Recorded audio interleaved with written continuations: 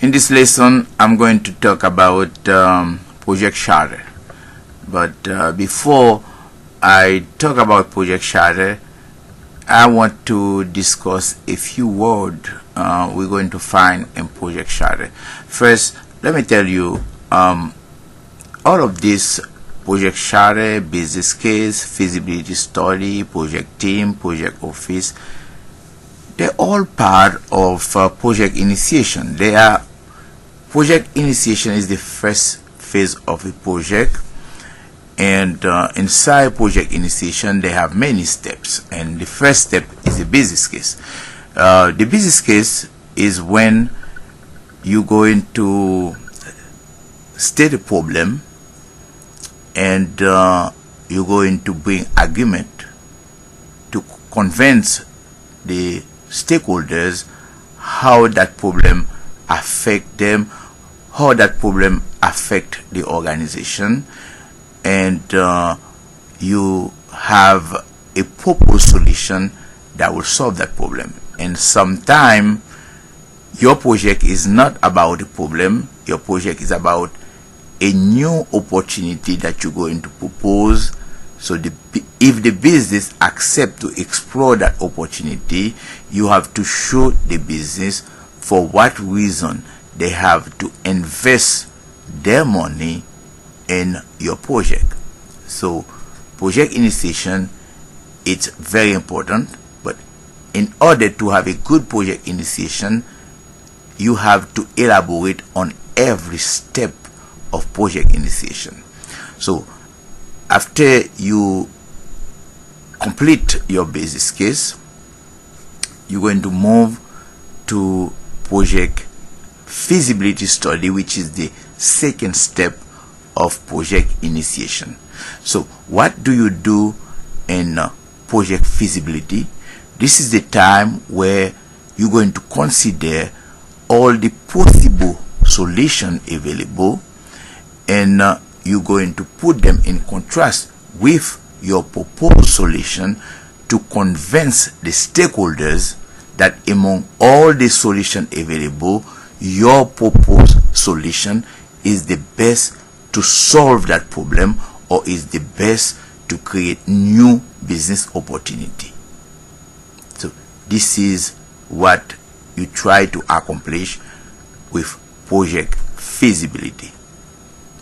And the next step will be Project Charter.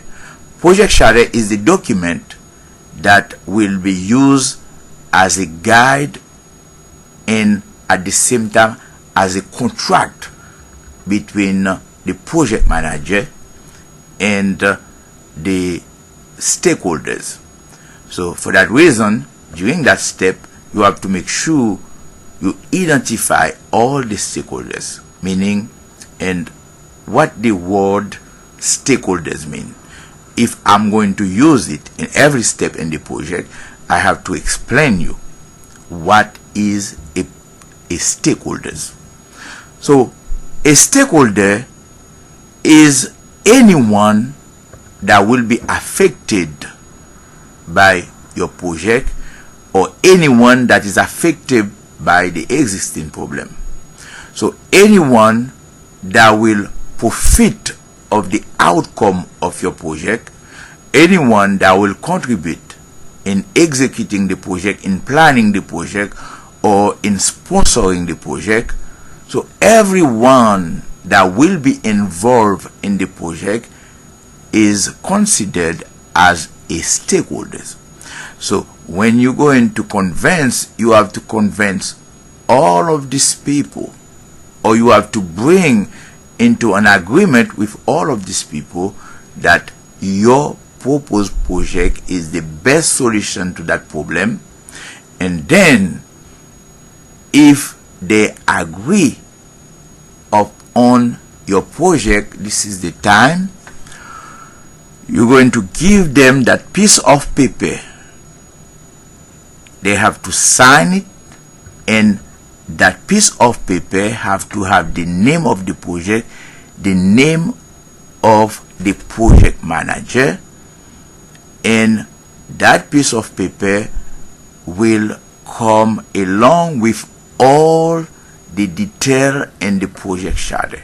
The project charter is not only a piece of paper, it's everything that's going to guide the project during planning, during execution, and this is a contract between you and the stakeholders, and this is the document that you're going to use to measure success of the project. This is the reason during project charter you have to have a clear vision statement. This is the description of what the outlook of the project is going to look like. This is the description of how the outlook, the outcome of this project is going to feel like. It is like the description of the project in the future. This is like a projection, what the project is going to look like. Sometimes project manager have to come with picture, they have to come with blueprint to give a clear understanding, a clear definition of what the project is going to look like. This is what the vision of the project. You have to see the project, you have to feel the project even before the project is completed. This is what the vision of the project is. So in the project charter, after you finish to define the vision of the project, you have to define all the major steps that you have to take to accomplish this project. Those are the project goals. Let me give you an example of project goal. My goal, the goal of the Marapentec digital literacy project is to train 1,000 individuals every year. That's the goal. Now, after you establish the goal of the project, you have to define the objective of the project. The objective of the project is how you're going to accomplish these goals.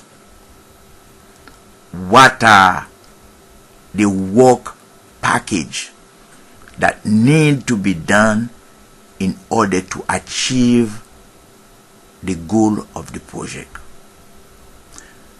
The objective, like in the Marapentec digital literacy project, the objective are establishing many small computer literacy program in every neighborhood in Greater Boston. Suppose that my objective is to establish 15 small computer literacy center. At the end of the day, I can measure the success of those objectives because they are measurable. So objectives are tasks that are measurable, that need to accomplish in order to achieve a goal. Another objective is to put at least 20 computers in every one of the small community computer training center that I want to establish. At the end of the day, this objective is measurable because I can go and count how many computers that I have in every one of those small community centers that I establish as part of my project goals. The other objective is to make sure I have at least 4 sessions of 6-week program in every small community training center. So if my objective is to train at least 20 students every session of 6 weeks, at the end of the day, it is easy to measure the success of this small work package, because I can count how many students attend the class and how many complete the program successfully. So I said the vision is what I want to accomplish, and the goal is how many steps I have to take to complete the project, and the objective is how I'm going to do that. And all the work package and the objective, every objective must be measurable. This is the way you can make the difference between the vision, the goal, and the objective. And also in the objective, you can define how much every objective will cost and how long, how much time you're going to invest in every objective. Now, when you're adding all the cost of every objective and the amount of time you're going to take for every objective, you can say clearly how much money each goal will cost you. So this gives you an idea, or this can give the stakeholders a clear idea of how much time, how much money, and how much work will be done in order to complete that project. And make sure you specify every numbers you're going to give during project initiation. They are estimate cost, they are estimated schedule, because the real budget can be done only during project planning. The real project scheduling can be done only during project planning. But during project initiation, you have to propose all the assumptions, all of the ballpark estimate, to give the stakeholders an idea of how much money that project will cost them. So now, if everyone agree on the project charter, they agree that the problem really exists and the problem have a negative impact on the organization, they want to solve that problem and they want to fund your project, this is the time they will have to sign the project charter. And you can download from the website a copy of that sheet. But put in mind, that sheet that we call the project charter will come along with the big documents that detail every single step you're going to take in order to complete this project. And the project charter will be used by the planning team to specify what's going to be done in order to accomplish the project. So project charter is a very important piece in the project initiation. Now, when you secure money for your project, this is the time you're going to set up your project office. then put together your project team. All of these steps are part of the initiation phase.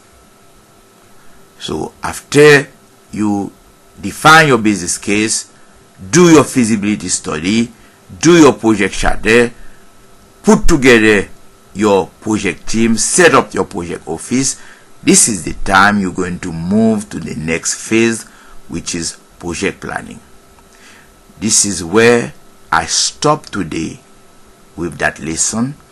In the next lesson, we're going to focus on setting up your project office.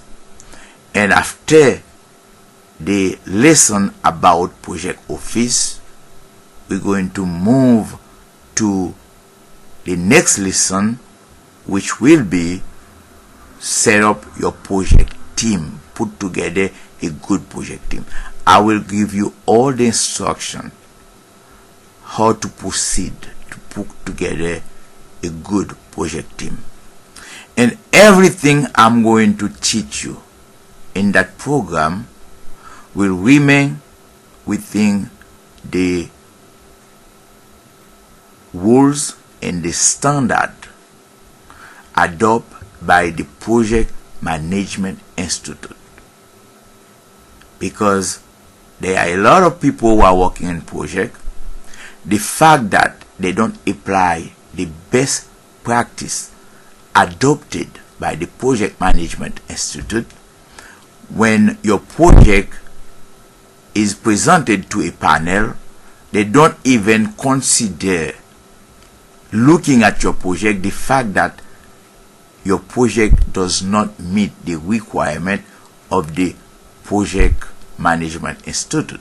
This is the reason why I developed this program, to make sure that everyone who are interested in project, everyone who want to become a project manager, know exactly what to do and what are the major phases in the project and what to do to accomplish every phase to meet the requirement of the Project Management Institute.